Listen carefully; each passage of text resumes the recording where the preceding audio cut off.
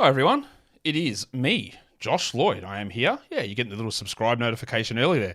We're doing a pre-game show for Tuesday. There are 6 games on. I think I ruffled some feathers. I tweeted out that the Knicks, are looking to, they're filing a protest about the game against the Rockets yesterday. And I said, yeah, that's pretty lame. And everyone's upset. Man, nah, you've got to hold people accountable. You've got to make sure that the results are right. Like, it's lame to file a protest. I'm sorry, it is. Yeah, the call was incorrect. That we know that. The refs admitted it. Like, there was a bad call. I get that. Filing a protest is so lame to me. Like, it's just, all right, stuff happens all the time, right? Always. But is this like, it just doesn't, anyway. What do you guys think if you're here in the live show? Is this like the way to go? Is this what we want happening? When every last 2-minute report comes out and there's missed calls, we want teams to file protests. I get it. I get that it was the wrong call. I know that. Filing a protest is bozo stuff. It's ridiculous. I think it's so stupid. They're not going to even they're not going to grant it for sure. It's ridiculous. Anyway, what do you guys think? You big into protests? No, it's definitely lame, DH. It's hugely lame. It's massively lame. What about Trey Mann's playing do I not like? He seems pretty well-rounded to me. Rebounder, willing passer, okay shooter. He's a little bit of a ball hog, I think. I don't think he's a very good passer. He's a bad defender. Look, there's always room for this guy to improve, but there's a reason that he didn't play for 3 seasons in Oklahoma City, and they were bad for a lot of that time. He just wasn't impressive. I've watched him play a lot. I just don't think he's very good. Doesn't preclude him being good. Doesn't preclude him having fantasy value this season, which I think he will. I just think he's been poor. Like, true shooting of under 50% his first 2 seasons. He's still well below league average in true shooting this season. He doesn't finish at the rim very well. His 3-point shooting is better this year, for sure. He's been a negative impact player his whole career. I just think he doesn't play the basketball that leads to winning. He's not an advantage creator. There's just a lot. And maybe it is improvement. Maybe he does get better. That's 100% possible. But I've never seen anything good from him so far. He's one of those guys that has the big pop-off game where you go, wow, that was a huge scoring night. And then not much else after that. Like, on-off negative rating every year of his career. Like, all that stuff has just been bad consistently. But that's okay. Doesn't really matter that much. Celtics lineup is out. It's the usual one, except Horford is starting because Porzingis is out. No one's shocked that Porzingis is out. That is what we expected, even though they're listed him questionable. I talked about that on the... I'll chuck the lineup page up for you guys. We'll go do dribble game in a sec.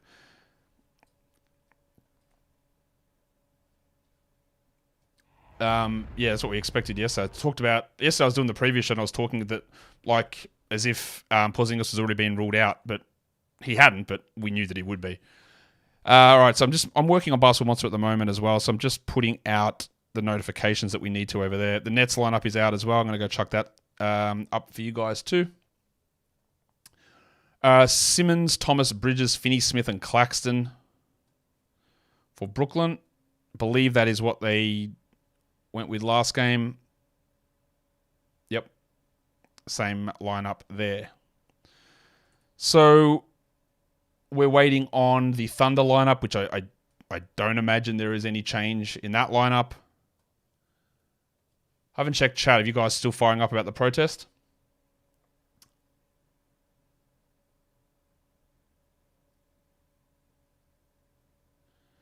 This scenario seems exactly why teams are given the option to... Damien, I'm almost certain, mate, it's not going to get accepted.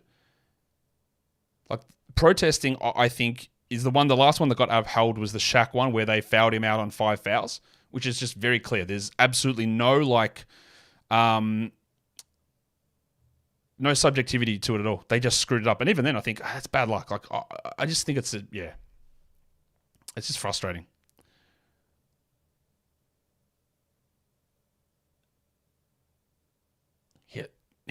Trey Mann hasn't taken a single free throw. Wow. That's amazing.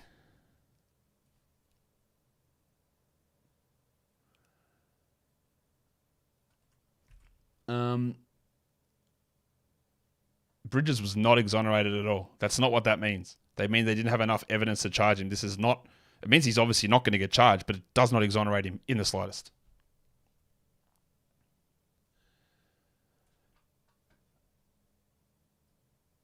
Killian buy low in Dynasty. I am pretty sure he'll end up in Europe, to be honest. So no. Would I drop Keldon for Asar Thompson? I've got no real interest in Keldon as a 12-team category guy, but you're in a points league. So you tell me, Deshaun Hill. I'm going to guess Keldon averages a lot more than Asar Thompson does, so therefore I probably wouldn't do that. You got Gafford and Lively. Should I drop Lively to stream on quality game days? Maybe, but not yet. Let's wait and see what happens, yes? I don't think you need to. You've got only one quality game day left. Two. Tuesday and Thursday this week. I'd much rather wait to see what the Lively Gafford situation is, and then you reassess that after the break. So no, I wouldn't rather do that. Man, the Sixers are all out. Harris, Melton, Batum, Covington, Embiid. Everyone's out again tomorrow. Wowee. Gross. Thunder lineup is out. It's the same as usual. No change to that. So we've got all the early games done.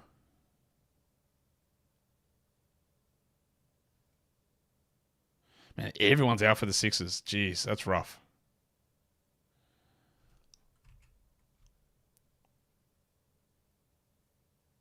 Let's see what people asking me who's in, who's out. Well, the Bucks have got a whole bunch of guys probable. They'll all play.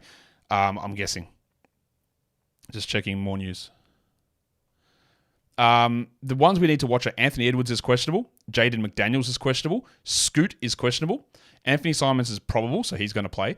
Trey Lyles is questionable. And, of course, Anthony Davis and LeBron James are questionable. So Edwards, McDaniels, Scoot, Davis, and James are the big question marks for the day. And you can see all that on the lineup screen with the tags that are up there.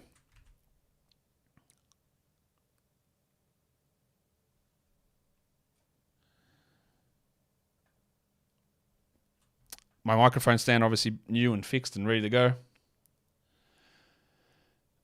Did you drop George for Burks? Absolutely, I would not do that. How did I fix it? Whiz, I got a new one, mate. I had to order a new mic stand. Do I think GG's role stays the same after violating team policy? I wouldn't imagine they would change anything. The punishment was the punishment. I don't think that changes anything there.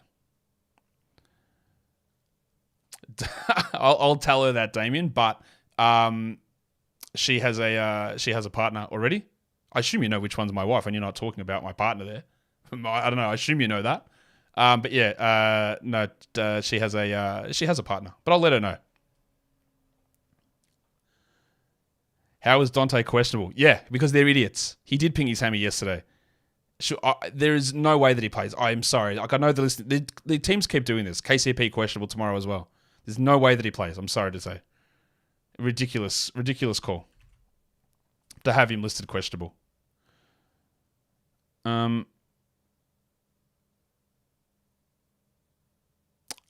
Very interesting stuff with Brooklyn today with Day'Ron Sharp back. What does that mean for Claxton and Simmons? Because obviously hard to play all those guys. You're not going to play all three of them, but they've been trying to split up Claxton and Simmons as much as they can. But now, when Claxton comes off, Sharp comes on. How do you do that? So we'll see who gets hurt here. We'll see how this impacts. That is interesting. And still, obviously, Cam Johnson to file back in. Let's go do dribble game while we're doing this. Rui and Ben Simmons. Spencer Dinwiddie? Oh, no, because he hasn't played yet. That will be Spencer Dinwiddie, but he hasn't played. It's not D'Lo, is it? Oh, that's tricky, because it will be Spencer after today. But not... I'm going to check if they count it, right? Because he's on that team. Oh, they do count it. Thanks for that, though. I won't set you up with her. But yeah.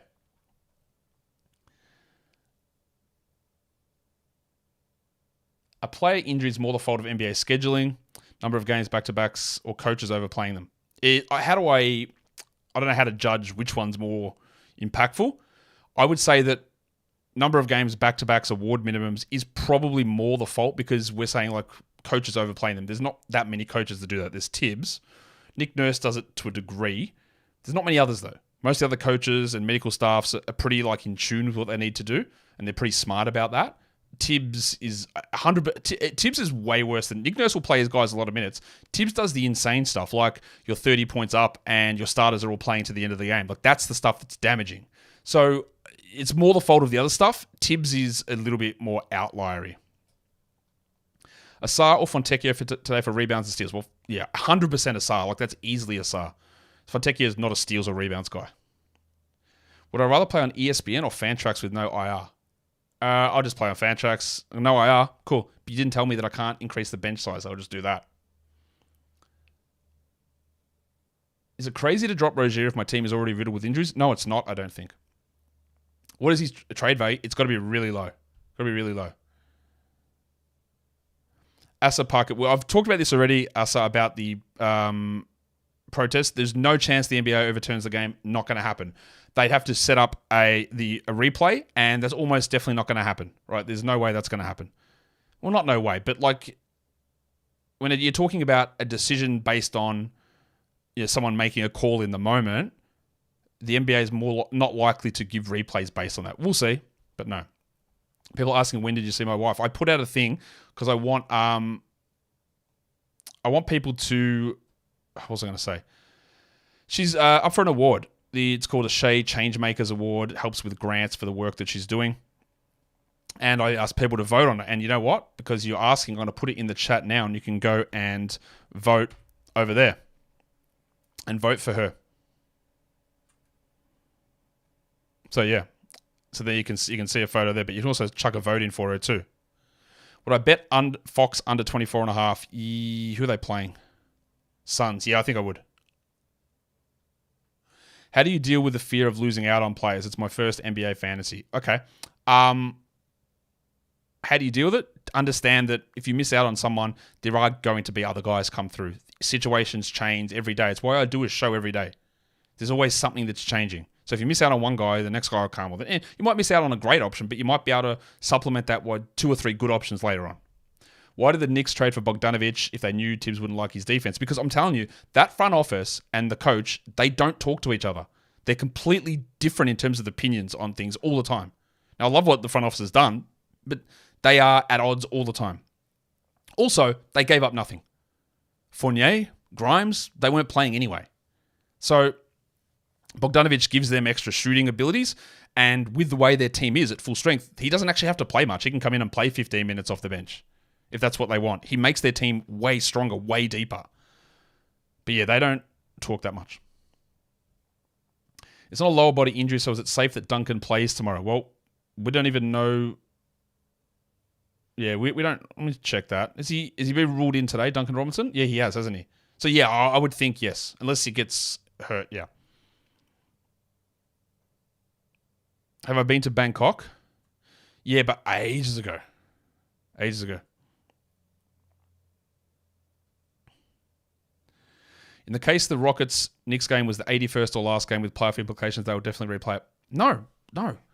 People, this happens. You've got people, humans, making decisions. Mistakes happen all the time. Players make mistakes. Coaches make mistakes. Medical staffs, they've made some mistakes. Referees make mistakes.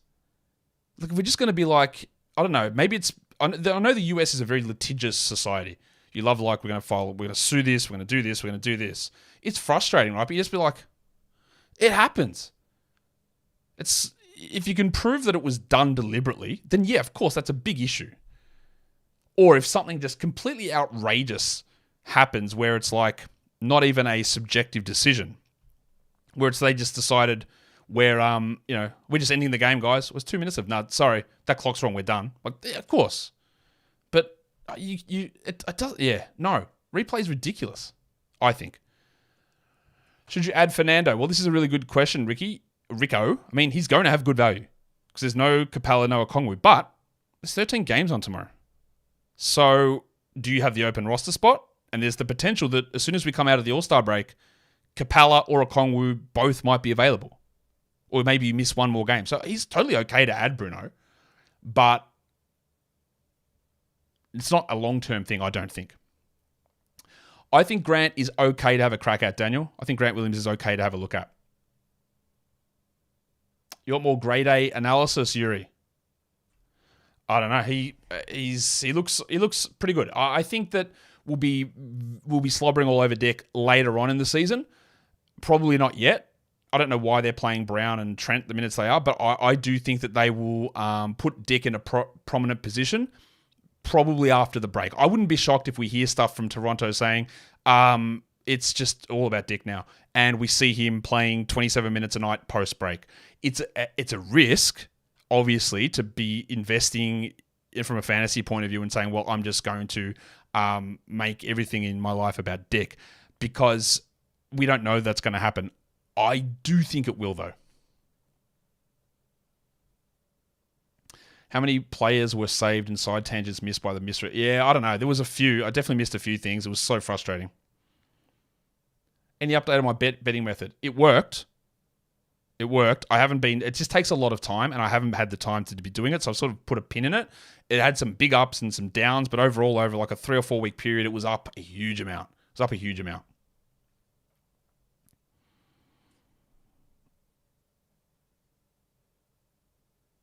Does Jabari Smith have long-term upside this season? I'm not really sure how much more he is going to improve from where he is this season. Reports are that Kuzma turned down an opportunity to join Dallas. Why would he not agree to that trade? Really good question. Here's why. He wants to be the guy that gets the shots. Simple as that. He moves to Dallas. He's like back to his old days with LeBron, where he's playing second, third, fourth fiddle. Speaking of fiddle, more comments here on Dick. What's the method? The betting method is, I don't know how your sportsbooks work all the time, but with your points props, assist props, rebound props, right? They'll set a number. Let's say 20.5 is the points prop for, let's say it's Dick, right? Let's say Dick's points prop is 20.5. And you can choose over or under, and I'll use your odds because I don't, just so every American knows what it is, minus 110 or whatever it is for over 20.5 or minus 110 for plus 20.5, yes? But our sites here, and I'm sure you guys do as well, have alternate lines where you can see, well, what if I make that, I can change the points line down to 14.5, yes? And the odds for that then move from, instead of minus 110, they become minus 360 for under 14.5 points. Yes, we got that. So what you do is you go in and you create parlays. And you find all those points, rebounds, assists, props. You go to the alternate one. You go to the lowest number. So let's say the 14.5 again. And you choose under. So you go, I think that, let's choose a 20-point per game scorer that's playing today, Paolo Banchero. I think Paolo is going to go under 14.5 points. That's a minus 360. Then you look at his rebound number. His rebound prop might be 6.5, but you look at his alternate one that's set at 4.5. So I'll go under 4.5, and that's a minus 300. Then his assist prop might be at 5.5, and you look at his alternate one that's set at 3.5. So we'll go under 3.5, and that's set at minus 300. And you put all the three alternates as the lowest number under the lowest number together, and the payout ends up being like, or I'll use our odds because I can't think of what yours are, but it's usually around $20 for every $1 you put in, or 25 or 30 or 15, depending on the odds. And you do that for every player on the day. You put every player. Now, you might put 90 bets on for the day, and you might win 10 of them. But the ones that you hit, it's such huge odds to pay out that you end up profitable. Now, I did it over 3 weeks, and I was 150 units up in 3 weeks. Because what happens? Players get injured. And then so automatically you hit the unders. And they're big unders with big odds. Players get ejected. Players get in foul trouble. Coaches do weird rotations. Players have stinkingly bad nights. And you hit enough, you have a success rate of like 10%, 5%. But it doesn't matter because the odds are gigantic on those parlays. Does that make sense? All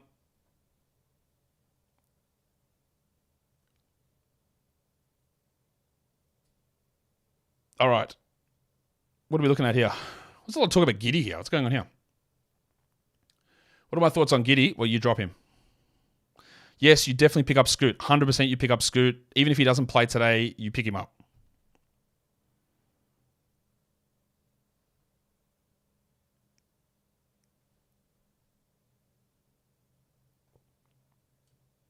Do I think Simmons plays normal minutes and back-to-backs by fantasy playoffs? Back-to-backs, no. Normal minutes, possibly.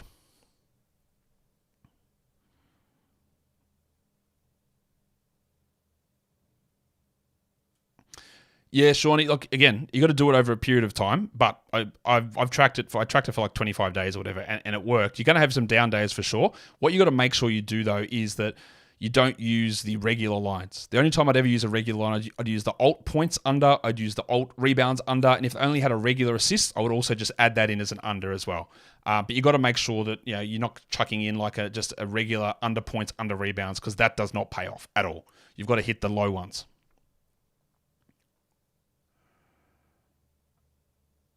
Do I think Cade plays in both of the back-to-backs? I don't. I think after the All-Star break, he will. But no. What's the time? We're still going here. Drop Poole for Randall. I got no problem with dropping Poole. I'm done with that idiot. Like, I'm just done. So, yeah.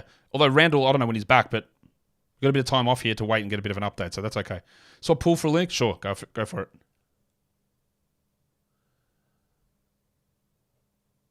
How's Fox's rest of season outlook? Better than it has been. Worse than what it was at the start of the season or last season is my guess. Fancy dinner for Valentine's? No, Yuri. I am home alone. My partner is away. She is on a business retreat. So, no, I'm here by myself. So I'll be eating probably like noodles on the couch or something with the dog. Will Keldon get his starting spot back? No, I don't think so. It's not his. He's not that good. I get that Devin is playing better with him on the bench, but Champagne is not an NBA starter. You know what? Keldon's not an NBA starter either. Will I be celebrating Ash Wednesday tomorrow? A, I don't think that you celebrate Ash Wednesday. B, it's already Wednesday here. C, I'm not religious, so no to any of those things. Simmons starts. Yeah, he does. He's already starting. Top 3 steals streamers today. Good question. Let us go and have a look. How do my projections look on that? I'm just going to close some of these tabs. There's too many bloody tabs open here. All right, so it's steal streamers with 6 games on. Thybul's the clear number 1. Suggs and Fultz, if they're available. Asar, Jaquez. I'm going to give you more. Caleb Martin, Dennis Smith. They're probably your top streamers there, I'd say. I don't know if Scoot will play tonight. It's questionable. It'd just be a guess, my guy. Seemed like Avdia was a drop before the trade deadline as an hour must roster. I don't know if you saw it, Johnny. I did a show earlier today, the buy low, sell high. Avdia is actually the last name I talk about as a sell high there. Yeah, they're pumping a lot of minutes into him, but he's shooting 46% from 3 and like 68% from 2. He's just unbelievably red hot, and that is not going to hold at that level. So, yeah, like he's one of those guys that when the minutes are there and the shooting is there, we ride it. And because he was a drop, he was playing 24 minutes a night, and you can't predict that someone's going to go on an insane like 71% true shooting run, which is what he's doing. So when that's happening, you use him, you have him, and then you see if he gets benched or plays 25 a night moving forward after that, then you move on. I haven't listed the betting method anywhere, Peter. All you did was hear me say it. Jabari Walker or drop with Walker there. Game of the day prediction. Shawnee, let's have a look. I like the first one. I like Thunder Magic. That looks pretty good to me. Miami just too beat up. Boston Nets are terrible. Minnesota, that's yuck. Phoenix, Sacramento, yeah. Nah, that's got to be the first one. OKC Orlando is the one I'm looking forward to the most. Has to be. Okay.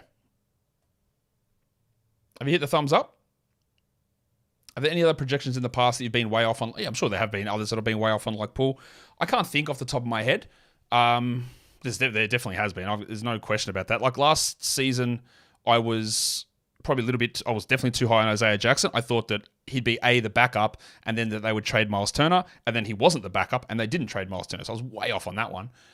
I was probably too high on Isaiah Stewart in year 2. I thought they'd give him 33 minutes a night. They seemed to like him. I didn't, but they seemed to. And I thought his high steal rate would continue. He went from like a steal rate of, I think, 1.4 per 36 to like 0.4 per 36. Just one of the biggest drop-offs ever in one category like that. That was before I really knew about the year-to-year steal variation stuff. There's been a few. That's always going to happen. Who's going to be the backup point guard to Scoot rest of season? Well, you would have to think at this point it's Delano Banton, but Brogdon will come back, I think, at some point. And Ashton Hagens is on a 10-day, but it'll be Banton. Do I think the Wizards consider Avdia part of their core? I think they might. Now, obviously, the front office didn't acquire him. They didn't draft him. No, actually, you know what? No, I would say no. They don't think that. Haven't seen many Spurs games. Any legitimacy to the narrative of Wemby's teammates not passing him the ball enough? It depends how you want to put that narrative. If you want to put the narrative of they're not passing him enough, I don't think that's right. He gets the ball plenty. It's more that there are so many glaring examples of when they don't give it to him when they should. Maybe that's more to the point. He gets plenty of the ball, but there are so many times where he's in a weird, like a very clear mismatch, and the person, Keldon or Vassell or whatever, has got their head down and they're trying to create stuff themselves when they could just drop it off to Wemby and he's on his own, or he's got a clear mismatch. So I think that's more likely. That has improved as the season's gone on, but it's not enough.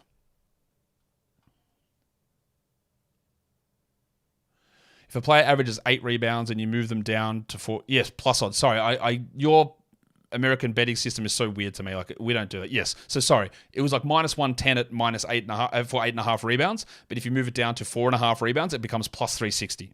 Right. And then you combine all those +360, +300 odds of the lowest points, rebounds, assists, and then you get into a what is it, like 2,000 +2,000 or whatever the odds are on it. No, there is absolutely nothing I think that we can take away from projections on Poole. We saw what he did usage last season. Good free throw rate, good assist rate, scored well, played 30 minutes. He was the guy that they got back really as part of the Bradley Beal deal.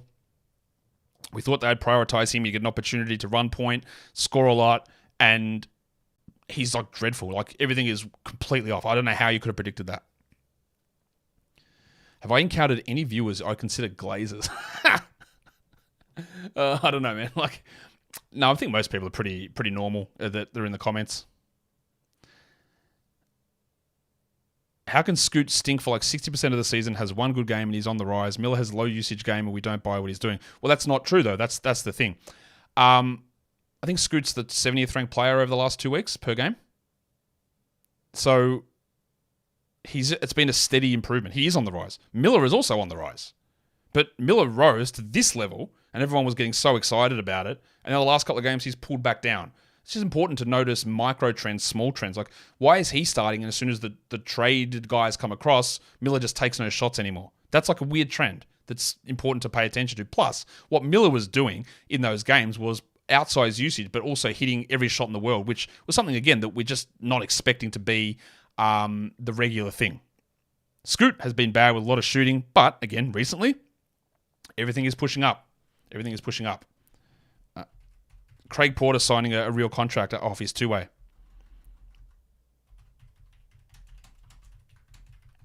So there you go. Good news for him. Not that he's going to play that much.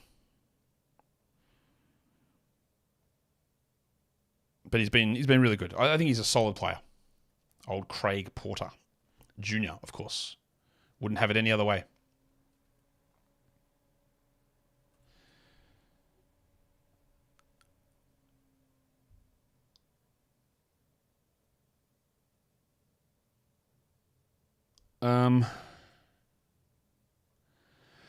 Brand new Benz. I don't know, man. Is there any player you haven't mentioned frequently that you think has a chance to make noise in March? If I thought that, if they were prominent in my brain that they were going to make noise, I would mention it. Maybe that's something I have a look at over the All-Star break.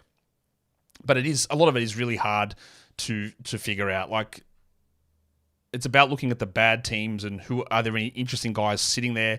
Like, one guy I'd maybe pay a bit of attention to is Sidi Sissoko or Bubble Champagne if they do push into larger roles in San Antonio. Bilal's the obvious one. Patrick Baldwin's the other interesting one in Washington, who's got a relatively interesting fantasy profile. But yeah, like, it's hard to say, like, who are the guys that you never talk about that you should talk about? Because if I should have talked about them, I would have talked about them already. Not saying that they can't have validity. It's just that I haven't thought about them. Drop Gilead in a 9-cat league. Yeah, I don't know. Is it a 12-teamer? You wouldn't want him in that league. Is Simons a shutdown risk? Yes, I think every Portland player will not play in April. All the main starters. We've got the Bucks guys playing. Lillard's in. Giannis is in. I'm about to get out of here as well. Lopez is in. Connaughton is in. No surprise with any of these, by the way.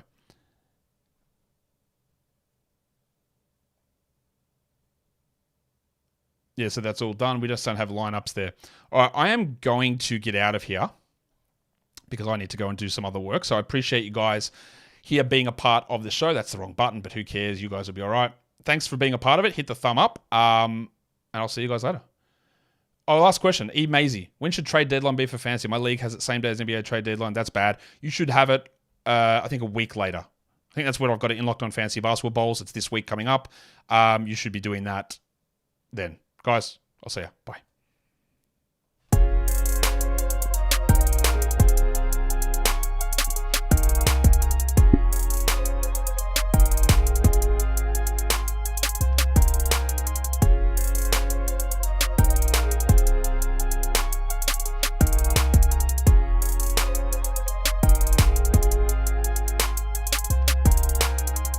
Heat lineup just dropped.